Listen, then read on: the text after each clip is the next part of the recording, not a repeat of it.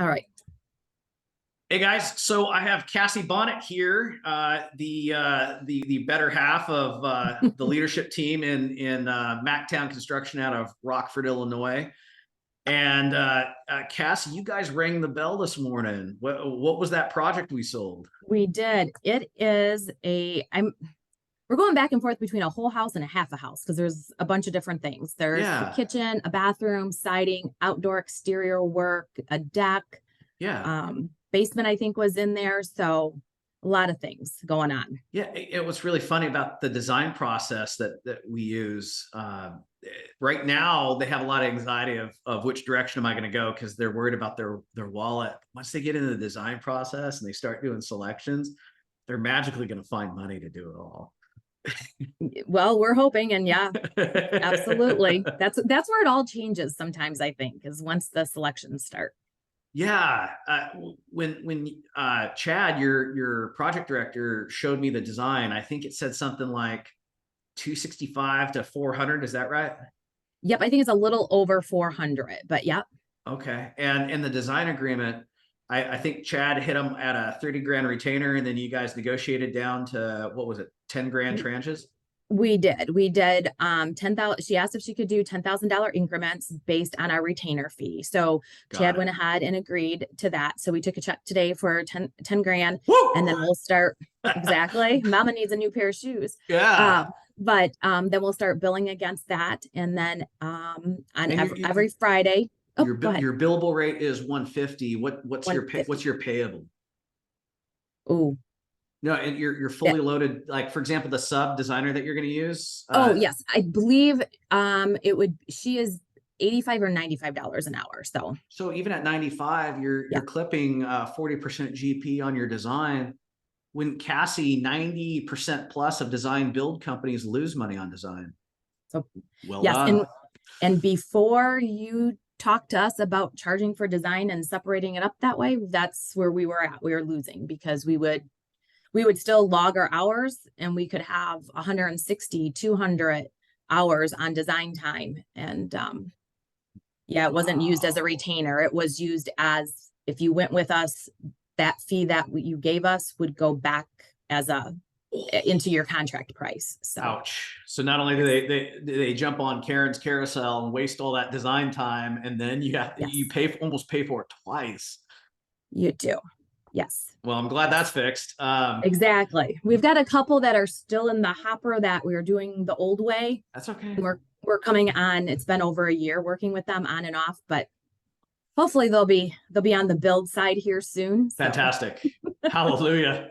Yes. Yes. So Cassie, what did you guys do in revenue in 2022?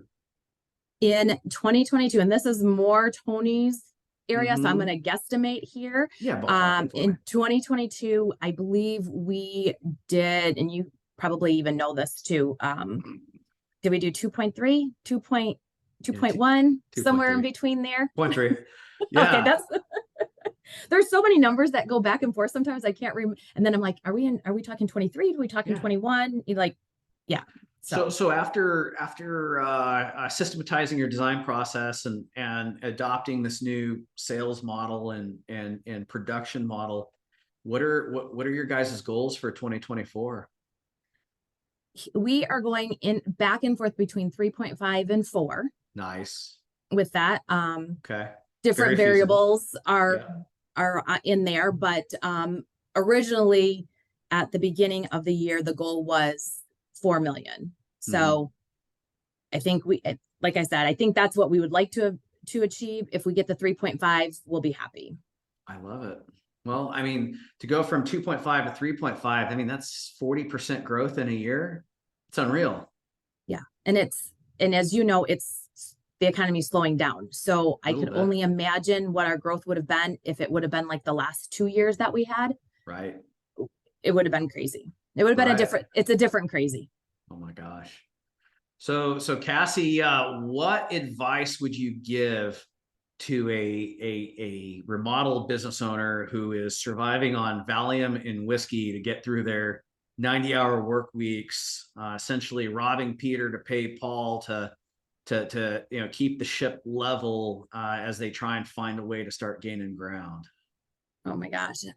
What's one thing they could change right now? Super tactical. What if you were in their shoes? If I was in their shoes, I really think this how we've changed our sales process. Mm-hmm. I think that's helped. And why do you say that?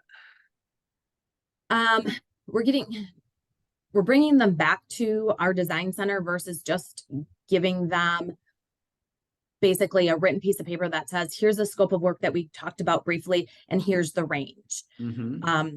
We decided to, after, doing boot camp with you guys I think we did it in February, and then going forward, we decided to bring them back to the showroom, and we have a nice little portfolio for them, pictures. It's broken down a little. It's not handwritten, so then, you can read it at least. It's broken down. They can see our design center. They can meet our staff if we're all there in the office. We just feel it gives them a little bit more of assurance, and then they get to meet us instead of just seeing Chad. Some people love it. Some people, they don't want to come back for whatever reason. And I think we've learned through your classes, they're tire kickers, and that's okay. They may come back 6 months from now. And so when things like that happen, or if they don't sign the design agreement that day, we just have a drip campaign now that we do with follow-up. And I think in the 15 years Tony's been doing this, people do come back after 6 months. People do come back after 2 years, because we're just finishing up a whole house remodel that was over 500,000 that they came back after 2 years because of just circumstances that happened. So don't ever think somebody is a no until you absolutely know that they did that project. Yep. And that project now is a no, but guess what? They could have had a terrible experience, and they wish that they would have went with you, and then they'll call you back, because we've had that happen too. So yeah, go fix it. Exactly. And then we try not to gloat, but That's super cool. What's one tactical thing do you think a listener could take away to improve their sales process today? You need to be, I think, making sure that you're organized and detailed and documenting everything, and the communication with the homeowner. Because we've had that where that's one of the things that they really do like about Mactown Construction is our communication. I'll be honest, do we have times where we've failed? Absolutely. And you know what? We feel terrible. And then we just like, okay, we got to try better next time. So with every win we have, with every job, there's always something that we learn, which sometimes is gut wrenching. And sometimes it's the gut wrenching on the customer, but it makes for that next customer have a better experience. And that's what we continue to strive for. Capture your lessons learned. That way you're not paying for them twice. Right. That's amazing advice for these people, Cassie. Thank you. Oh, you're welcome.